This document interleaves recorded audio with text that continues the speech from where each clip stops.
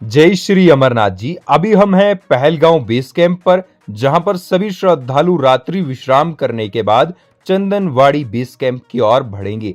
पहलगांव से Chandanwadi base camp की दूरी 17 किलोमीटर की है और इसके बाद श्रद्धालु चंदनवाड़ी चेक पोस्ट क्रॉस करने के बाद ही अपनी यात्रा को आरंभ करते हैं। चंदनवाड़ी चेक पोस्ट पर श्रद्धालु के दस्तावेज जैसे कि RFID कार्ड, यात्री परमिट चेक किए जाते हैं। इसके बाद ही श्रद्धालु को आगे की ओर भेजा जाता है। अभी आप जो ये देख रहे हैं विजुअल्स, ये चंदनवाड़ी चेक पोस्ट के आगे के हैं। ठीक यहाँ से पवित्र गुफा की चढ़ाई को शुरू किया जाता है। पवित्र गुफा की पहली चढ़ाई, पहला पड़ाव पिस्सू टॉप चढ़ाई है, जो चढ़ाई की काफी ज्यादा मुश्किल मानी जाती है। आप सभी को बता दें, इस चढ़ाई में लगभग आपको 3 किलोमीटर सीधा खड़ा पर्वत चढ़ना होता है, जैसे कि अभी आप वीडियो में देख पा रहे होंगे। और इस पर्वत को चढ़ने में लगभग आपको 1 घंटे तक का समय लग सकता है। मैं आपसे अनुरोध यही करूंगा, अगर आप यात्रा पर पहली बार आ रहे हैं तो इस चढ़ाई को बिल्कुल आराम से करें, क्योंकि चढ़ाई में आपको सांस फूलने के साथ साथ और भी कई सारी बड़ी परेशानियां आ सकती हैं। इसके बाद आप सभी को बता दें, पिस्सू टॉप पर्वत क्रॉस करने के बाद आपके पास आएंगे शेषनाग, जोजीबल जैसे यात्रा पड़ाव, जहां पर छोटे बेस कैंप भी लगाए जाते हैं। श्रद्धालु को बताते चले कि यहां से शेषनाग की दूरी, पिस्सू टॉप से शेषनाग की दूरी 9 से 12 किलोमीटर की है और यहां पर आने के लिए श्रद्धालु को एक बिल्कुल साधारण रास्ता मिलता है, यानी कि बिल्कुल प्लेन रास्ता मिलता है। कहीं ना कहीं नागिन टॉप में रास्ता थोड़ा खड़ा है, जहां पर आपको नॉर्मल यानी कि थोड़ी बहुत चढ़ाई देखने को मिल सकती है। इसके बाद आप सभी को बता दें, श्रद्धालु जो भी यात्रा पर आ रहे हैं उन सभी के लिए जो जरूरी जानकारी रहती है, यात्रा पर आने वाले श्रद्धालुओं के लिए बताते चलें कि यात्रा में आप सभी के लिए यात्री परमिट जरूरी रहेगा, अनिवार्य रहेगा। अगर आप हेलीकॉप्टर से यात्रा कर रहे हैं तो आप सभी के पास हेली की टिकट होना जरूरी है।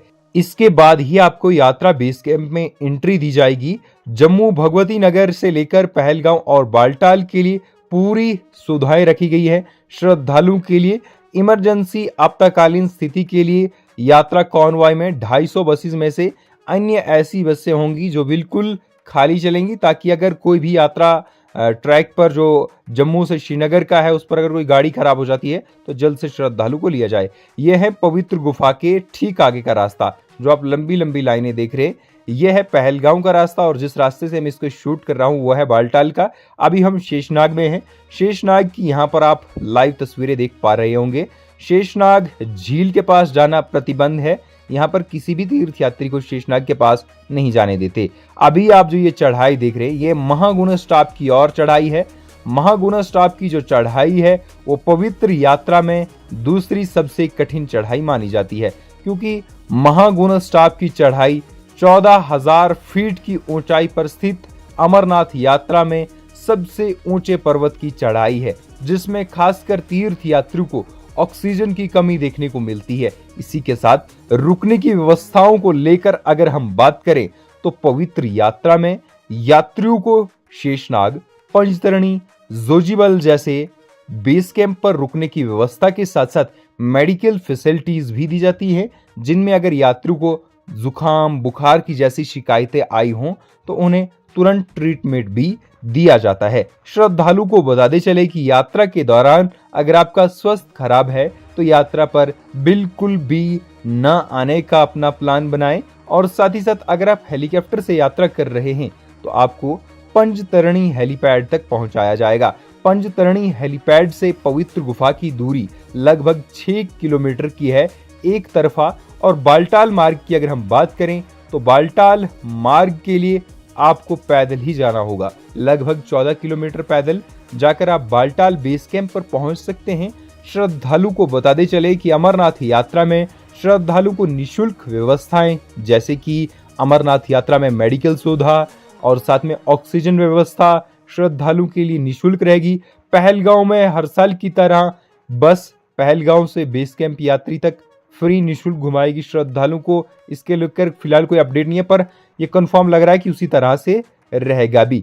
श्रद्धालु को बताते चलें कि यात्रा पर आ रहे हैं तो श्राइन बोर्ड का सहयोग करें, सिक्योरिटी फोर्सेस का सहयोग करें, ताकि यात्रा की और ज्यादा जो रौनक है वो बढ़ी रहे और श्रद्धालु अपनी यात्रा भी आराम से कर पाएं। साथ ही साथ तात्काल पंजीकरण की व्यवस्था पहलगांव और पंथा चौक श्रीनगर, जम्मू जैसे स्थानों पर रखी जाएगी। फिलहाल जम्मू में ही अपना तात्काल पंजीकरण करवाएं, क्योंकि पहलगांव और पंथा चौक जैसे स्थानों पर पहले से ही यात्रियों की भारी भीड़ उमड़ जाती है, जिसके कारण आपको यहां पर बड़ी परेशानी हो सकती है। जम्मू में आपका पंजीकरण आराम से हो सकता है। अगर वीडियो अच्छी लगी हो तो वीडियो को जरूर लाइक कर लीजिएगा।